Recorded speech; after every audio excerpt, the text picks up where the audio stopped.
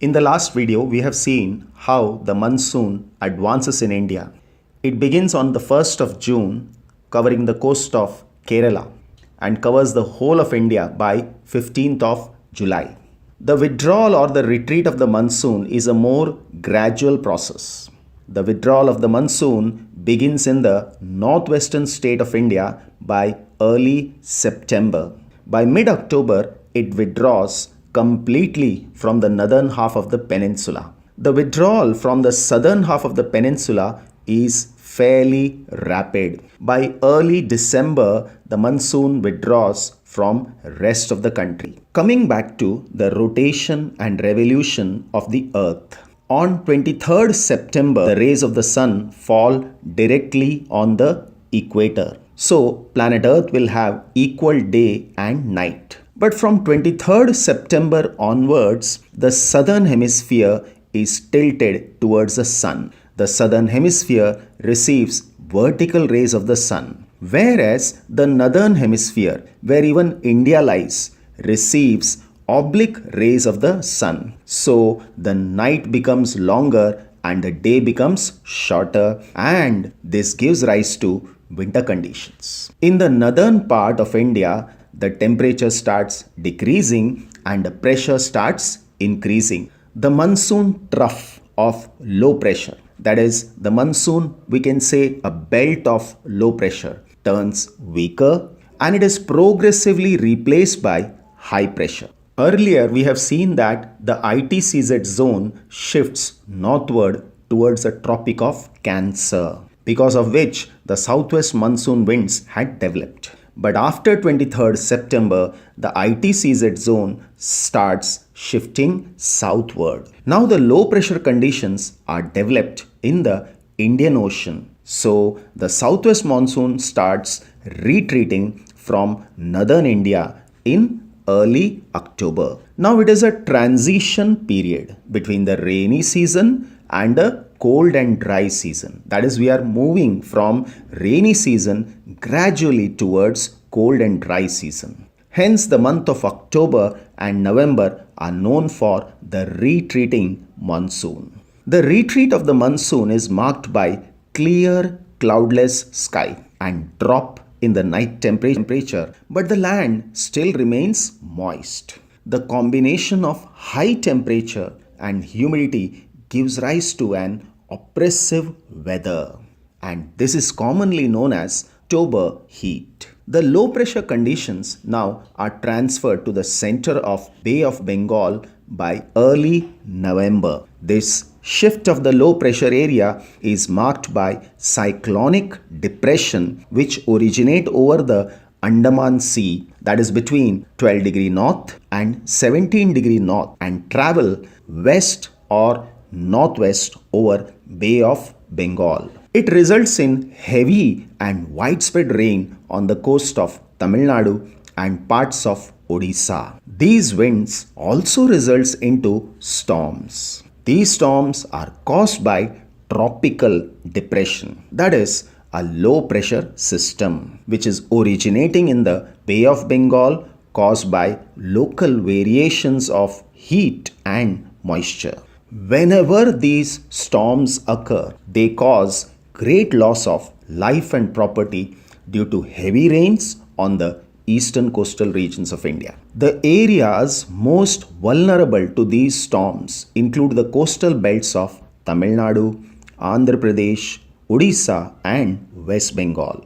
Later, they recurve and move towards the northeast. Many of the cyclones which strike the eastern coast of India, that is south of 15 degree north latitude, cross the southern peninsula and enter Arabian Sea. During this process, they may weaken, but on re-entry over the Arabian Sea, they intensify into cyclonic storms. The storms of Arabian Sea originate between 12 degree north and 17 degree north latitudes in October, and between 8 degree north and 13 degree north latitudes in November. Generally, they move away from the coast in a northwesterly direction, but about 25% of them later recurve northeast and strike the Maharashtra and Gujarat coast. The retreating monsoons are generally dry except on the coastal areas of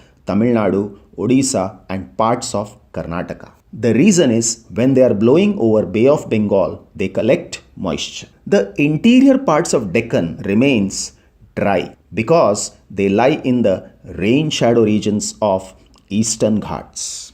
The cold weather season commences at the end of November and continues till March. The skies are relatively clear with dry weather. Night temperatures are low, especially in northern India, but the days are pleasantly warm. The mean temperature in the northern plains is below 20 degrees Celsius and gets even lower in Himachal Pradesh, Jammu and Kashmir, Punjab, and Haryana. In winter season, January is usually the coldest month. The temperature remains quite low during the winter months over the Indian subcontinent. The mean maximum temperature for the month of January at Trivandrum is as high as 31 degrees Celsius. At Calicut, it is 26 degrees Celsius.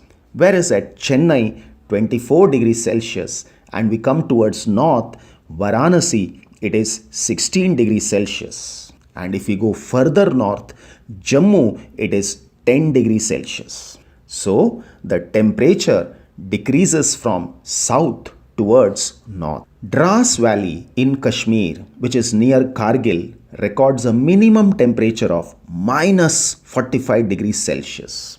It is the coldest place in India, and the excessive cold in North India during this season is due to following reasons. First of all, in the month of February, the cold winds from the Caspian Sea and Turkmenistan bring cold wave over the northwestern part of India. Second, Punjab, Haryana and Rajasthan experiences continental type of climates. Because they are located far away from the sea and they don't experience the moderating influence of sea. The snowfall in the nearby Himalayan ranges creates cold wave situations. In peninsular India, the average temperatures lies between 20 to 25 degrees and it does not have any well-defined cold weather seasons. The coastal areas hardly experience any seasonal change in the distribution pattern of temperature. This is due to the moderating influence of the sea and proximity to the equator. For example, the mean maximum temperature for June at Tiruvananthapuram is 29.5 degrees Celsius and it is 31 degrees Celsius for January. During this season, the northeastern trade winds prevail over the country. These winds blow from land to sea and hence most part of the country it is dry season. As these winds blow from northeast to southwest, these winds are called as northeast monsoon winds. Now there are some areas which do receive rainfall in winter and they are first one central part of India and northern part of peninsula gets occasional rainfall in winter. Though the amount of this rainfall is meager, it is quite beneficial for the rabi crops, that is winter crops, mainly wheat. Some weak temperate cyclones from the Mediterranean Sea cause rainfall in Delhi, Haryana, Punjab and western Uttar Pradesh. These low pressure systems are called western disturbances. They originate over the Mediterranean Sea. They travel eastwards across Iran and Pakistan and reach India during winter season. On an average, these regions receive 4 to 5 showers of rain, and this is very helpful for growing wheat, which is a rabi crop. These rainfalls mainly occur between December and February. The northeast part of India also gets rainfall during winter months. The states are Arunachal Pradesh and Assam. They get rain between 25 to 50 millimeters during winters. In the months of October and November, northeast monsoon, while crossing over Bay of Bengal, pick up moisture and brings torrential rainfall over Tamil Nadu coast and southern tips of Andhra Pradesh. If I take up the coast of Tamil Nadu, it receives rainfall from three different sources. That is southwest monsoon winds, season of retreating monsoon, and northeast monsoon winds. Similarly, even Punjab receives rainfall from three different sources, and they are Arabian Sea branch, Bay of Bengal branch, and western disturbances.